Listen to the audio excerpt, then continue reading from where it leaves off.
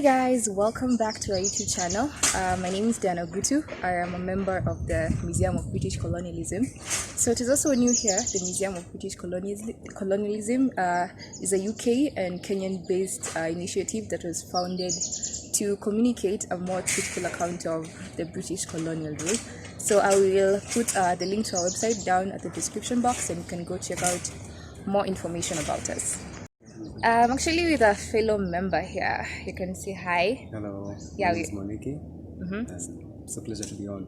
Yeah, so we are both from Museum of British Colonialism. So today we are here at the British Institute in Eastern Africa, here in Nairobi. We are having an event. So today's event is about the Kericho County victims who are seeking restitution after the land was forcefully grabbed from them during the colonial times by the British. Yeah, so the discussions will be around, like the legal, they have filed a legal complaint against the British government, and we'll have the Kenyan and both Kenyan and British legal team and some of the victims talking. Yeah. We came to Kericho. We squatted here in Kericho, and that's the time I went to school. You didn't have any land? You had no land? No land. Where we were staying, it was belonging to Nyansa people. Here in Kericho, there was no land. We were squatted here in Majengo, next to Majengo. So what did you want the British government to do? In fact, first of all, what I wanted is to do legally, if you follow the legal. When my father and his brothers were detained, there was a legal letter or certificate saying that these people had been detained. And it was signed by the Queen or governor, something of that sort. And when we came from Worthy, there was no releasement certificate. So I consider myself, first of all, that I should be released. British government should give us certificate of releasement. You're still in jail? We're still in jail up to this moment I'm talking.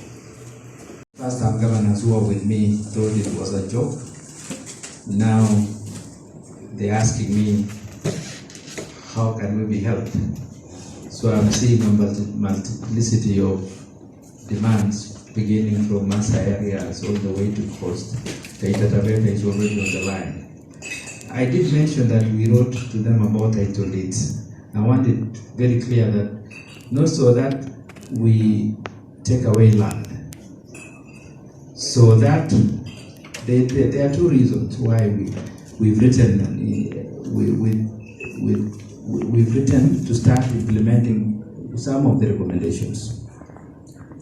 Number one, we've written to the multinational companies to avail the title deeds. So that one, they may know that the land belongs to the people of Kericho. Number two, we want to regularize for them. The leases initially were 999. So we need to give them new leases upon discussion, which will read 99 years. So it's only fair. Thank you. On what the governor said about the leases. In the judicial review application that the multinationals filed in Nairobi court, as part of the procedures of asking for discoveries, we actually wrote to them requesting for more and better particulars. For those of you who are practitioners, you might understand what we meant. And one of the things we asked for is for them to give us copies of the title. And we know from our own intelligence sources, of course they were not willing to do that, irrespective of the fact that it's a requirement that we had placed before the court. Reason being, they actually do not have titles to cover all those parcels of land. Remember, land acquisition was a form of fraud that time.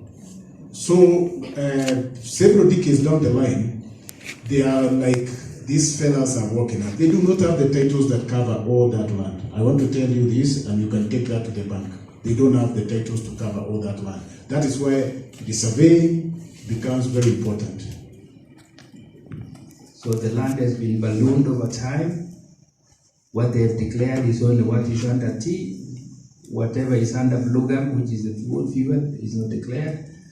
Under the residence is not declared. Riparian areas not declared. They have declared 89,000 acres only. We know it's 300,000. Thank you.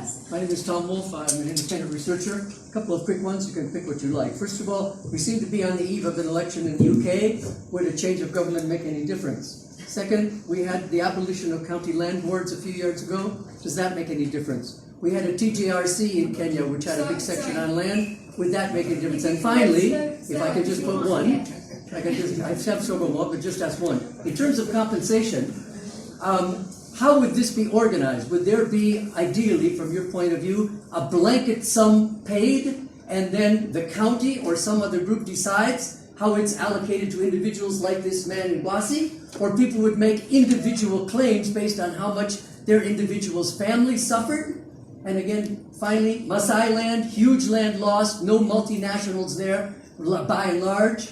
Does that mean your case would not be applicable to some of these other parts of Kenya that wouldn't involve a James Finley or a similar company? And in the compensation, finally, is it only the British government to compensate, or the multinationals that have made profits over the decades would also have some financial applications? You pick whatever you like.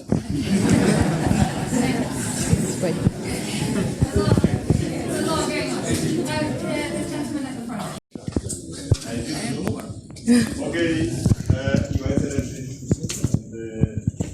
our lawyers, the audience,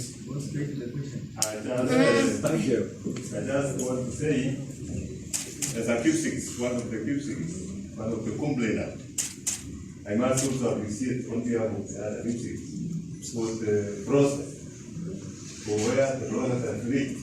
I know the process has undergone quite a number of hurdles somewhere, but it already has met the threshold, so that is appreciated. Number two, to confirm, I have been learning here, to confirm that we are together with the government of Kenya. Please do that with the recommendation. They have made the nice recommendation, and my question now comes in, who now is supposed to follow and interpret the recommendation from the commission, Land Commission, and the Land Commission is the government of Kenya, who now is supposed to follow and interpret to the Talai and the Kipsigis people on how far we have gone. Finally, I know after coming here again, I do confirm that the constituents were also there. The British government, I don't even remember, my grandmother, who was also working by her hands, was really mistreated. And if the British government may say, we discuss the issue and we get the compensation, we are not very much, but our people have suffered. We have suffered enough. So thank you, and we hope for something better before we die. That's before we go. And finally, Mr. President, I might say we are still mourning. We are still mourning one of us, one of the Talai's community, who passed on from 1 or 2 weeks ago, who is none other than Ellis Light, who was full of information for this man. We are very sorry, and we ask God to rest in peace. Thank you. Where initially, confidentially, you could arbitrate on the damages suffered. The various parties could bring the historical experts and then the number crunching experts as well, medical experts, to work out what are the appropriate figures here. And through that process, you could either reach an agreement or you get an arbitration award made. That, as we know, was completely refused. But it can come back again, we are hoping, through the UN process, where this is precisely what I was referring to earlier. It's a way of getting to be able to agree the mechanisms for determining compensation. The recommendations that are there from the National Land Commission have to be now turned into practical realities. And there are a number of ways that you can do it, but ultimately it has to be the victims themselves that decide that is sufficient. There might well have to be some compromise in that's part of the process of reaching an arbitrated agreement. But we think that the mechanisms are there. It's been done in other situations before. It's certainly been done in wartime situations. The ICC now gives victims reparations as well and has adopted a number of models. So the international mechanisms are there to be able to apply in this situation and reach an arrangement that is acceptable to all, particularly those who have borne the brunt of it. Maybe just one question to Roy. Are we targeting land by Kenyans? No.